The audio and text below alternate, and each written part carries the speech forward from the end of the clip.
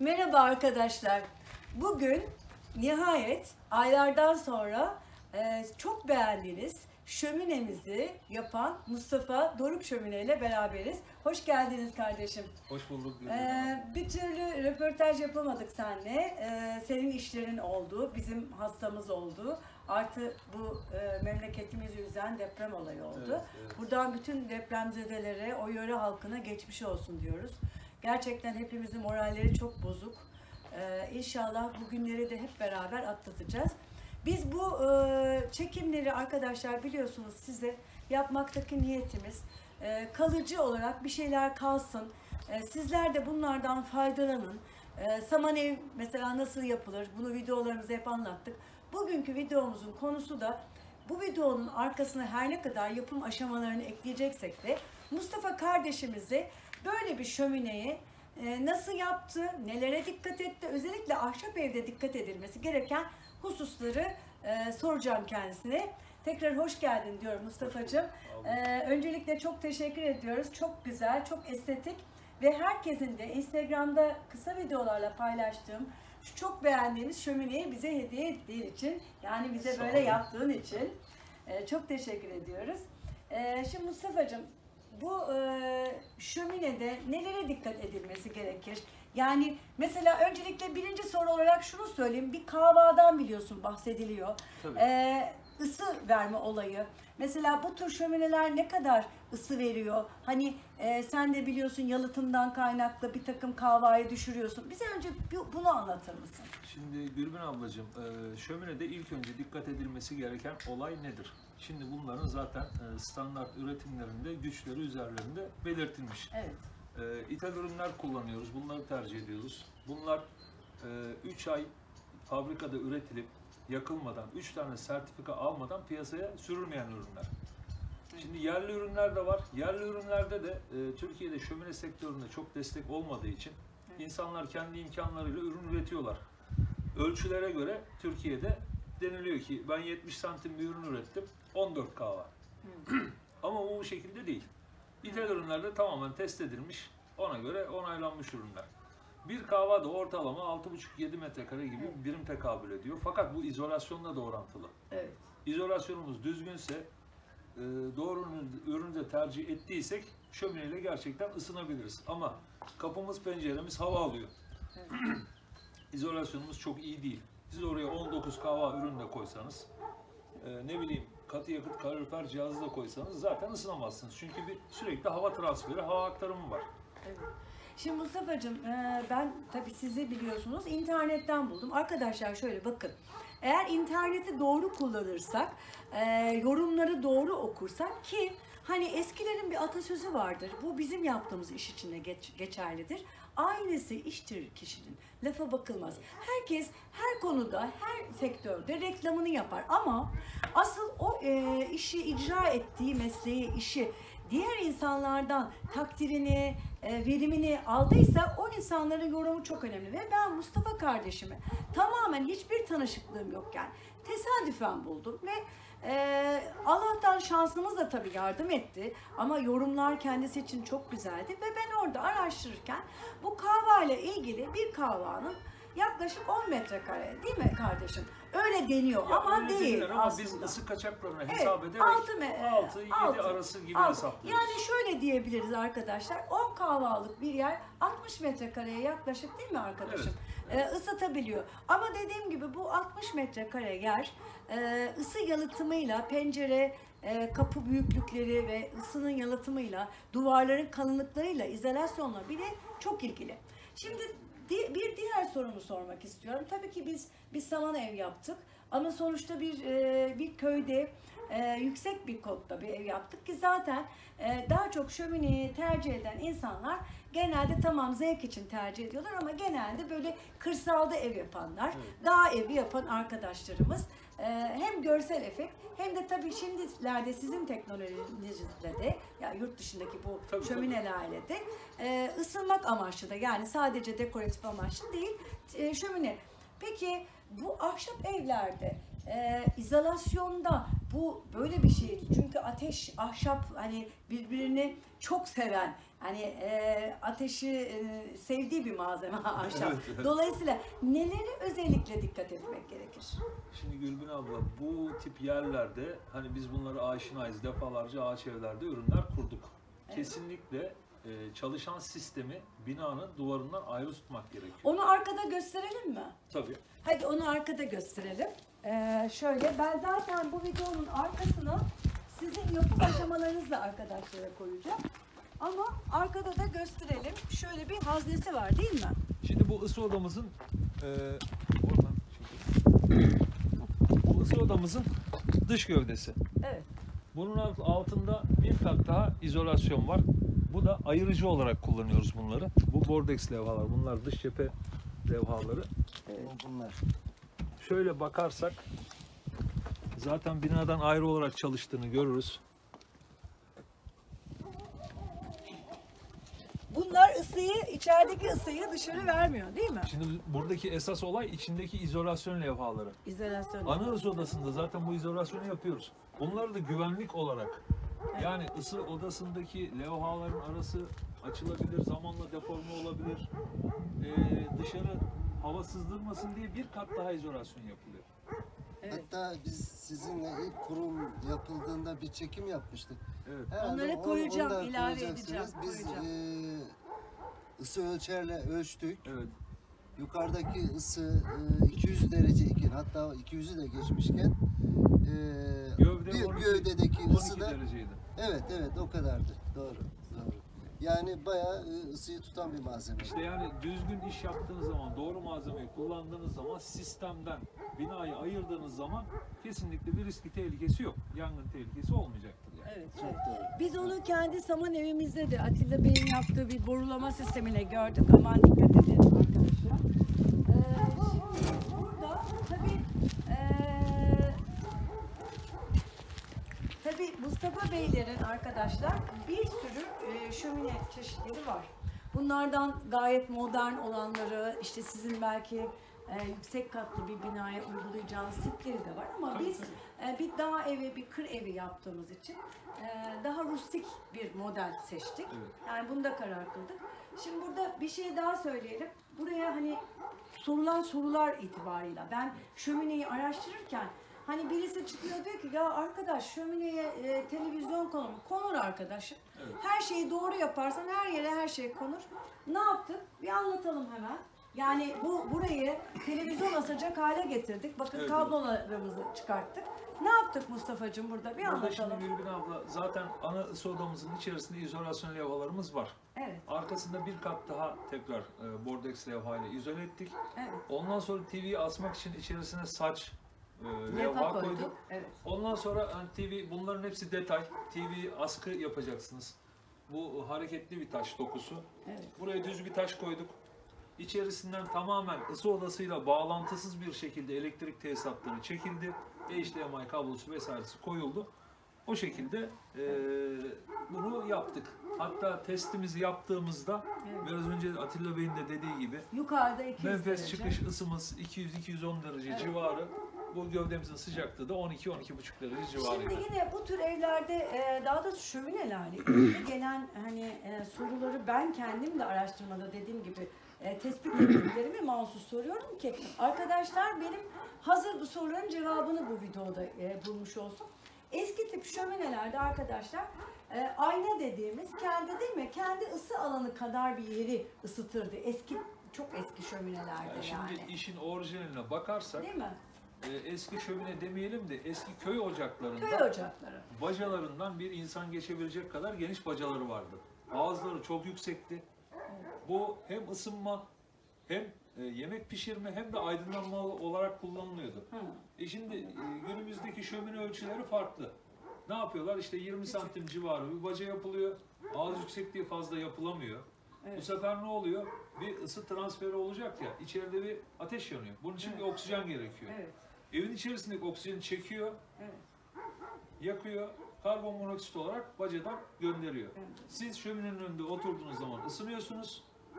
1 metre, 1,5 metre öteniz Aynen. buz gibi. Çünkü Aynen. sürekli bir hava sirkülasyonu var. Evet. Yani bunlar ısıtıcı sistemler değil. Değil. Ama buradaki farkımız değil mi? Yukarıda bir Şimdi ne diyelim ısıtma ısı odası var. Isı Şimdi odası. buradaki olayımız ne? Şöminemiz düz bir alanda, şömine haznemizi konumlandırıyoruz. Etrafında belirli izolasyon boşlukları var. Bu tip işlemlerde birçok hatalı iş de söktük şimdiye kadar, söküyoruz da. İzolasyon levhalarını hazneye çok yakın koyuyorlar. Siz yaktığınız zaman çok yoğun koku yapıyor. Bunların belirli bir mesafesi var.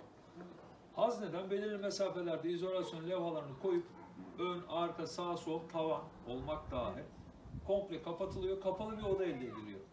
Hazne ve baca borusu bu odanın merkezinde oluyor. Evet. Merkezden çıkıyor. Şöminemizin etrafında boşluklarından burun altında gizli menfez var. Evet. Isı odasına hava alıyor. Şu an onu hani göremeyiz yukarıda tavan kısmında. Alttan soğuk havayı çekiyor. Hazne etrafında ve boru etrafında hava ısınıyor. Yukarıdan da kendini bırakıyor. Tamamen doğal bir sirkülasyon. Doğal bir sirkülasyon. Yani fanlı şömine diye geçiyor ama fanlı değil. fanlı değil. Fan olayını takan arkadaşlar da var. Normalde bu havanın kendi ağırlığında, haznenin etrafında ısınıp genleşmesiyle yükselen hava, siz bir fan taktığınız zaman atıyorum 200 dereceleri buluyorsa, fan zaten ısınamadan bir hava akışı yaptığı için 80-90 derece çıkıyor. O da ısıtıcı çözüm değil yani. Anladım.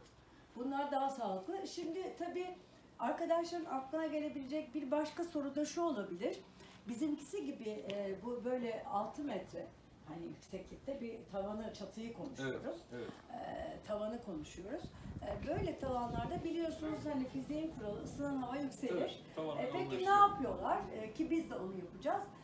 Pervaneli aydınlatma koyuyorlar. Evet. Pervaneyi kışın çalıştırdıkları vakit hava sirkülasyonu oluşturuyor. Evet. Isınan hava dağılıyor etrafa.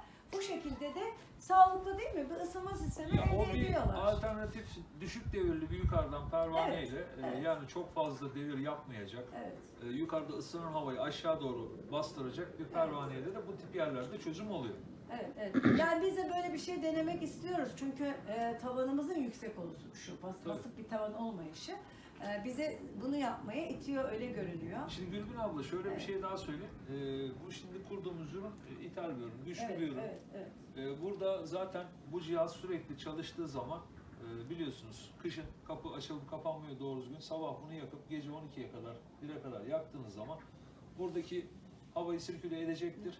Yukarısı çok fazla sıcak olabilir ama aşağıda da yaşam sıcaklığı olur. 22-27 derece arası sıcaklık olacak. Yukarıda da tabii bizim gördüğünüz üzere bir çatı odamız orada olduğu için hani ısınan hava biraz da oraya gider. Tabii iyi oraya de da olur. gidecek.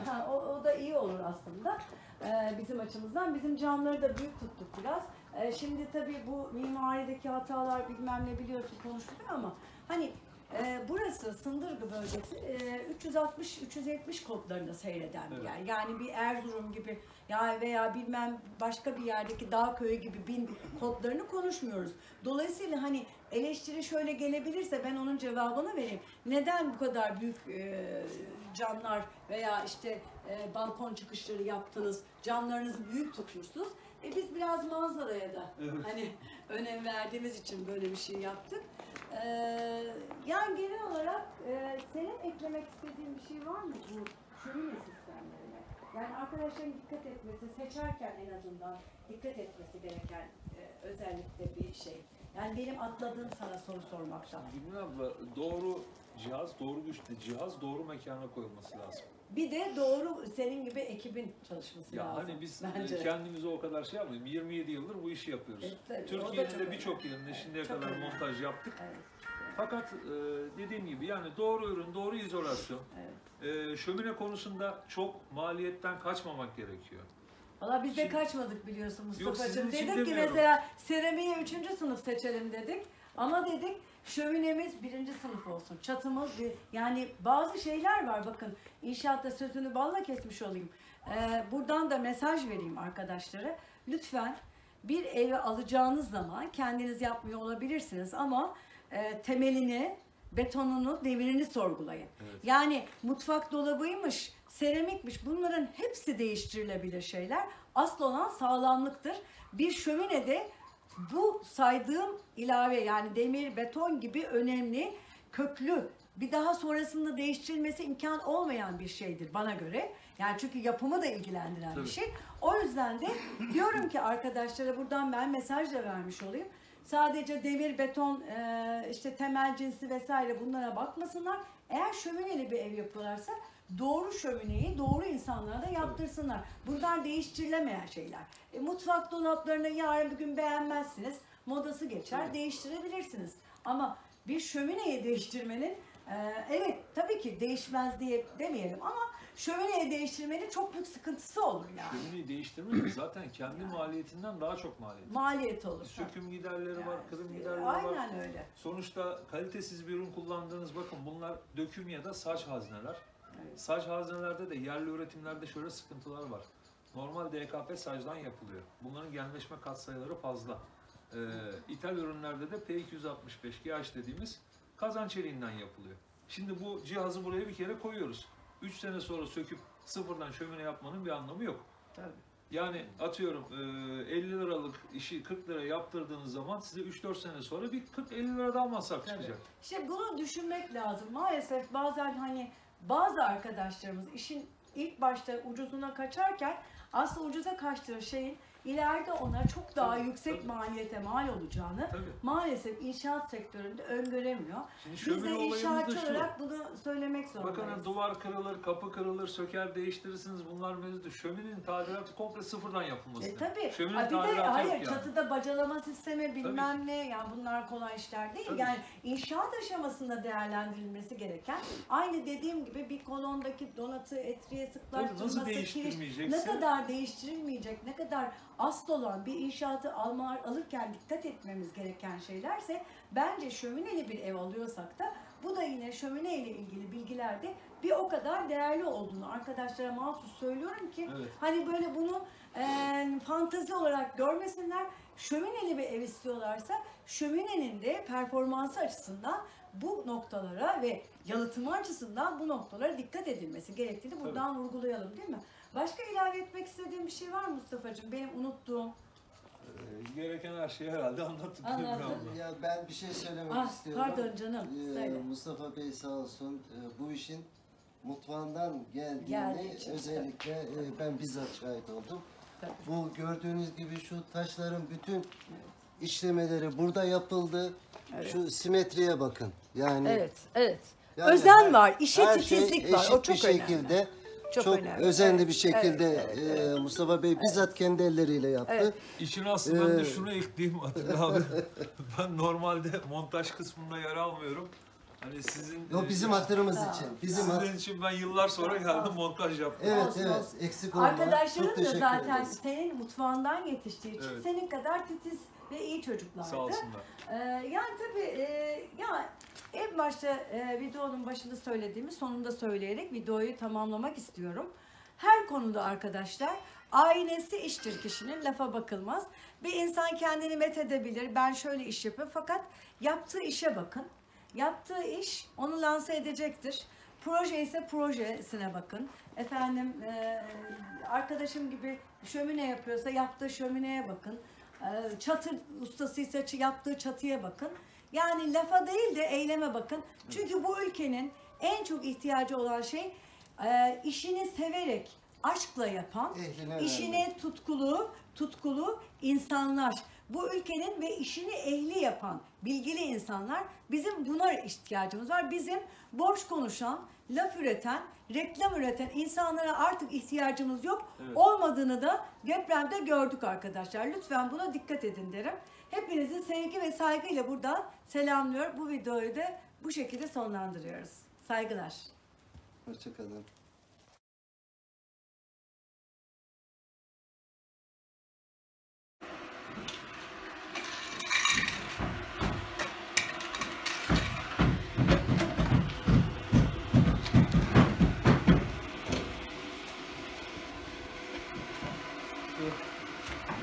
Basmak için mi?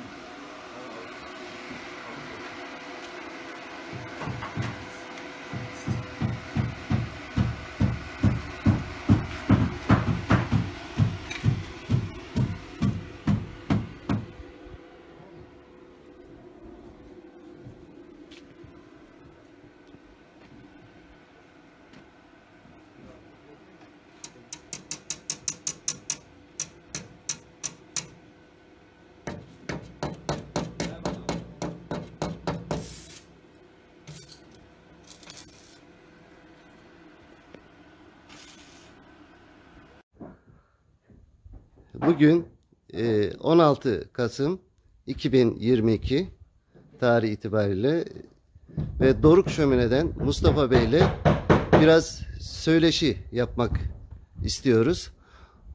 Mustafa Bey hoş geldiniz. Hoş bulduk. Öncelikle şunu sormak isterim. Bu şömine olayına nasıl başladınız? Kaç senedir devam ediyorsunuz? Biz sizi tabii internetten bulduk ama iyi ki de sizi bulmuşuz. Gerçekten burada yaptığınız işçiliği görünce, titiz çalışmanızı görünce ne kadar bir isabetli karar aldığınızı çok sevindim doğrusu. Evet, sizi dinleyelim. Şimdi Atilla Bey, ben bu işe 1995 yılında başladım. Tabii bizim çıraklığımızda açık şömineler ve bu tarz taş işçilikleri vardı. Burada yaptığımız rustik bir şömine. Yani şu an genellikle hani dağ evlerinde, köy evlerinde tercih edilen modeller bunlar. Yani bu kazanlı sistemlerin Türkiye'ye ilk girdiği zamandan beri kazanlı şömine diye tabir ettiğimiz kapalı devre çalışan ısıtma sistemleri kuruyoruz. Yani bu şekilde Türkiye'nin her yerine hizmetimiz var. Çanakkale'de bir şubemiz var, Milas'ta bir şubemiz var. Merkezimiz Burhaniye'de olmak kaydıyla Türkiye'nin her yerine hizmet veriyoruz. Evet, çok güzel, çok güzel. Tabii bu taş kaplama işini eşimle beraber biz tercih ettik. Sağ olun, eksik olmayın, bizi kırmadınız. Bizim düşüncemizden farklı bir şekilde de çok titiz bir çalışma oldu. Simetrik, gayet güzel, hoşumuza giden bir taş. Andezit taşı arkadaşlar bu taş. Ayvacık taşıydı değil mi? Bu Ayvacık andezitlerinden kesilme. Şu anda biz tabii ben parça parça resimler çekmiştim. Video içerisine de bu yapım aşamalarını koyacağız. Bu şömineyi merak eden insanlar var. Biz de gerçekten ne yaptığımızı pek bilmiyorduk. Yani şömine nasıl olur, nasıl yapılacak gibisine çok doğru dürüst bilgimiz yoktu işin açıkçası. Ama sizinle beraber bu şömine hakkında bayağı detay bilgi edinmiş olduk. Arkadaşlar şurayı biz odunluk olarak istedik. Öyle oldu, tercih ettik. Ve bu şömine bu Polonya malı mıydı Mustafa Bey? Bu bizim bölge bayiliğini yaptığımız ürünlerden bir marka Nordflam'ın 16K ürünü. Şimdi bir şömineyi yerine kurmadan önce burada bir kalori hesabı yapıyoruz. Metrekare tavan yüksekliği 1 saatte sirküle edebilecek havaya göre hazne tayini yapıyoruz. Hani burada Evet. da 16K var. Döküm bir hazneye karar verdik. Bu sistem Evet. zaten kısaca anlatayım. Şöyle çalışıyor. Burada odunluk içerisinde hava girişleri bıraktık. Ben Şuradan çekebilirsiniz. hatta şuradan göstereyim. Bakın hava deliği. Evet, Gizli şuradan. menfez var. Evet. Bu Buradan- şöminenin altında gizli menfez var. Buradan ısı odasına hazne yandığı zaman, içerideki sıcaklık arttığı zaman, gerçi şu anda daha yapmadık. İşte tavana bir tane çıkış tahliye menfezi koyacağız.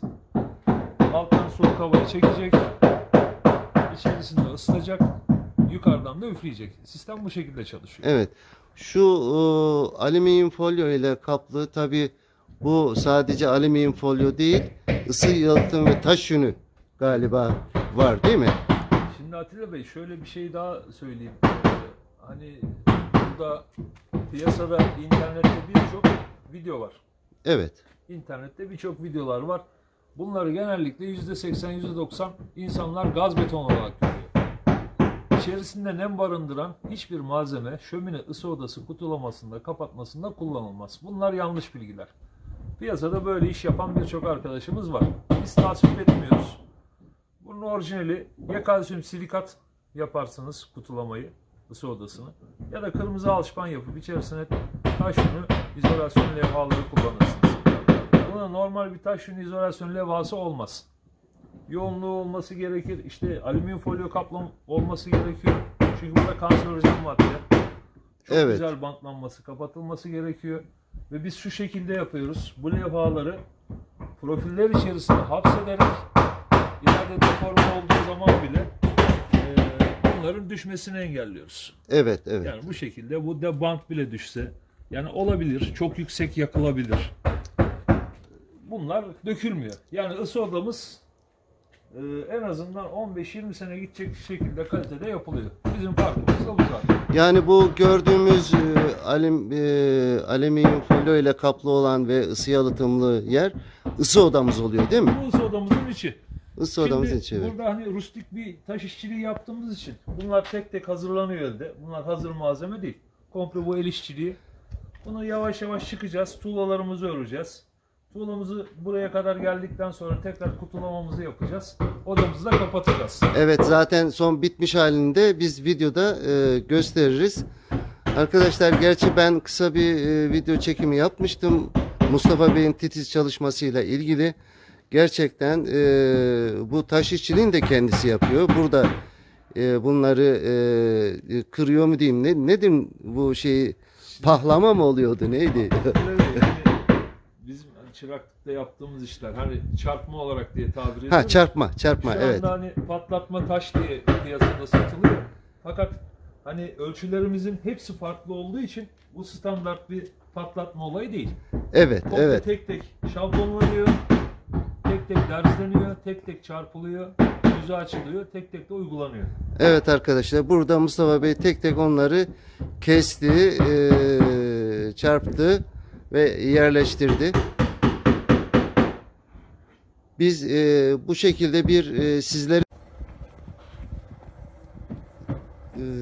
16 Kasım 2022 bugün şömineyi yaktık, deneme yapıyoruz. Ya bu sesler geliyor tak tak ama yukarıda tabii çatı kaplaması çakıldığı için underline'lar böyle çekiş sesleri geliyor. Gördüğünüz gibi şöminemiz gayet güzel çekiyor. İlk denememiz bu.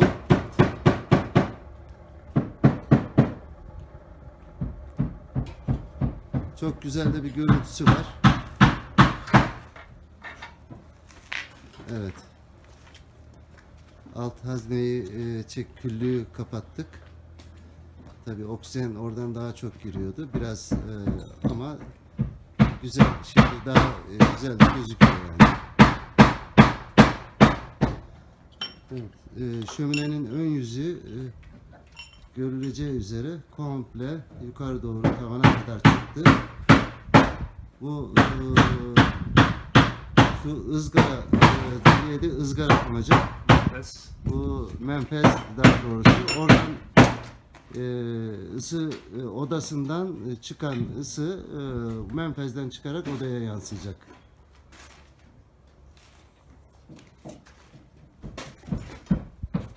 Evet. Şöminemizin test yakışını yaptık. Bacamız gayet başarılı. Şu anda çekişimiz güzel. Isı değerlerimize bakalım.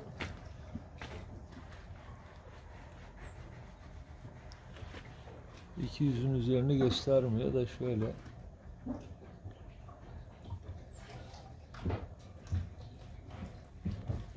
Nominal bu değerlerle. Gövdemize bakıyoruz.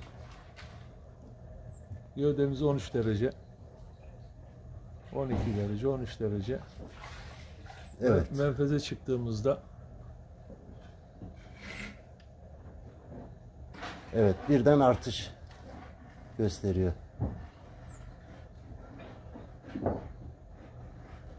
tekrar gövdeye iniyoruz. Yani bu izolasyonumuzun kalitesini gösteriyor. Aynen, evet evet.